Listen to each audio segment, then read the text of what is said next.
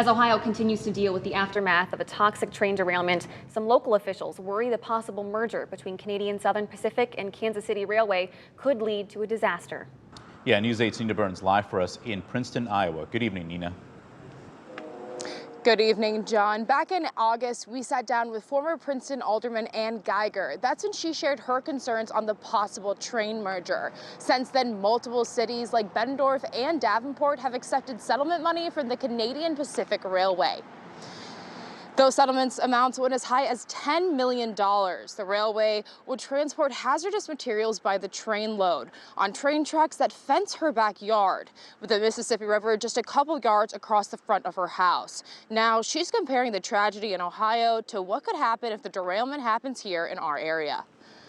There's water involved, a river, there are homes. The air quality seems to be the big thing that we haven't heard anything about, with bloody noses and all kinds of things like that.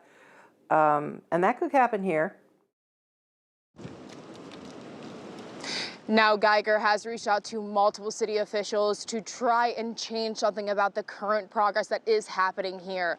But with little progress made in what's happening in Ohio, she does beg the question, does a disaster have to happen before something is done? Well, that's just something we're going to have to wait and see. But back to you guys.